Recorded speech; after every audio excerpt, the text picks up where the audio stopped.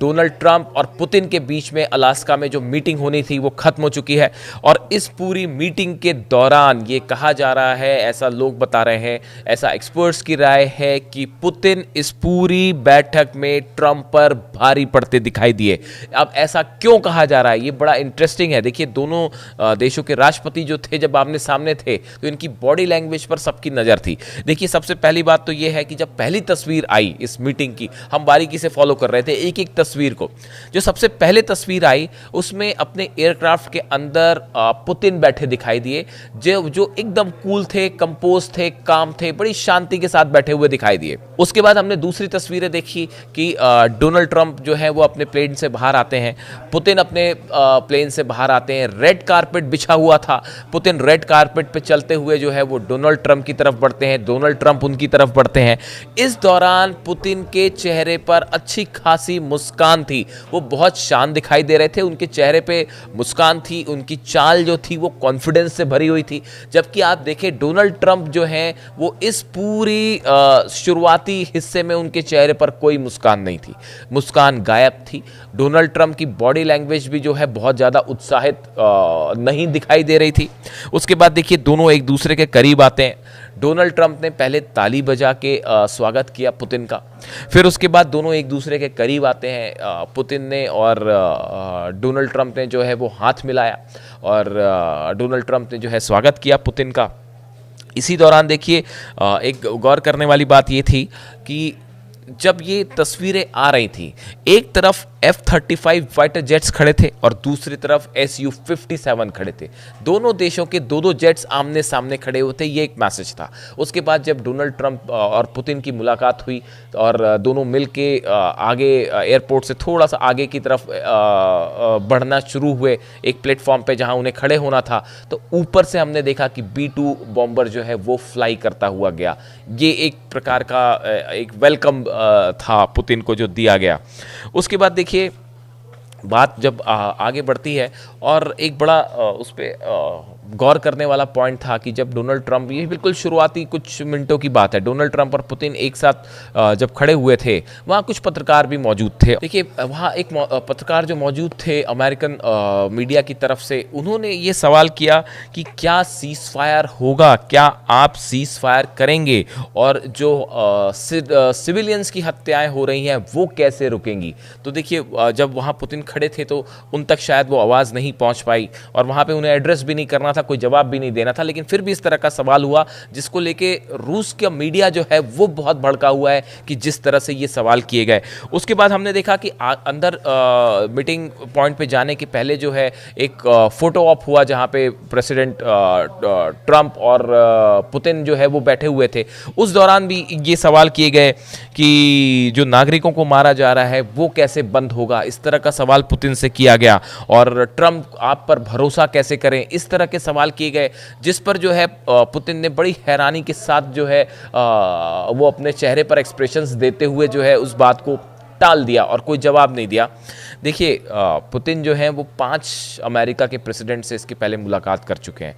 Media को कैसे deal करना है, कैसे अगर कोई दबाव बनाने की कोशिश करता है उसका जवाब कैसे देना है, ये पुतिन बेहतरीन तरीके से जानते हैं। और यही एक बात फिर दिखाई दी गई जब इस बैठक के शुरू में कहा जाता है कि एक प्रकार से दबाव बनाने की कोशिश थी पुतिन के ऊपर, पुतिन उस झांसे में नहीं आए और वो बिल्कुल उन्होंने अपनी शांति और कंपोज रहे वो और उन्होंने बड़े आसान तरीके से जो है उसको टाल दिया।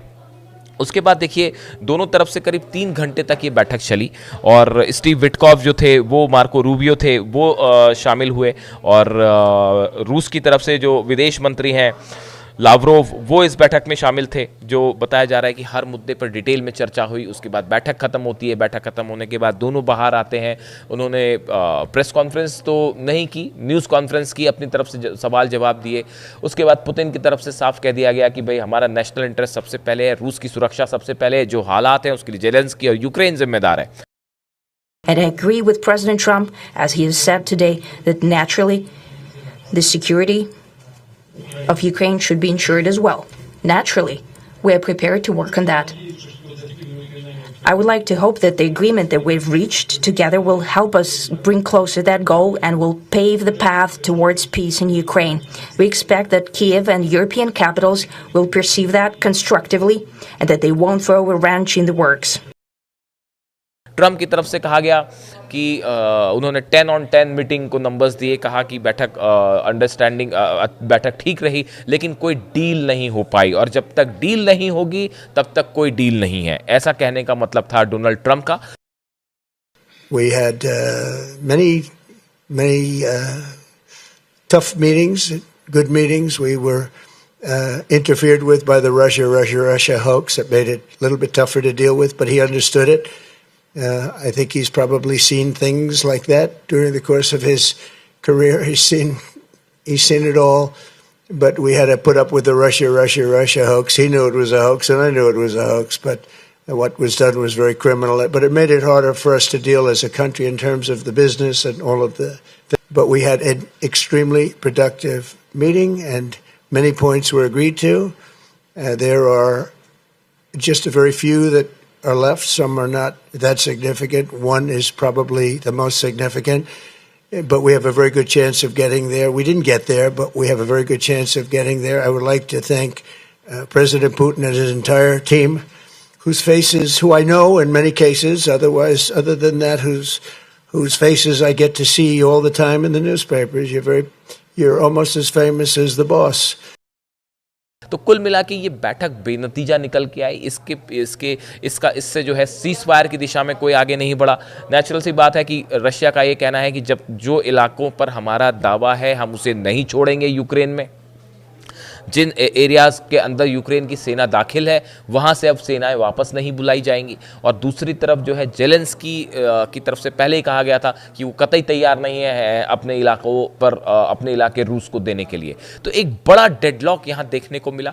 इसी दौरान हमने देखा कि नेटो की तरफ से भी बयान आया, वो इस बात से खुश नहीं है कि बात नहीं था कि पुतिन और ट्रंप की मुलाकात हो रही है। वैसे यूरोपियन यूनियन की तरफ से भी बयान आया, रेड कॉर्पेट वेलकम को लेकर उन्होंने यूरोपियन यूनियन की तरफ से सवाल पूछे गए।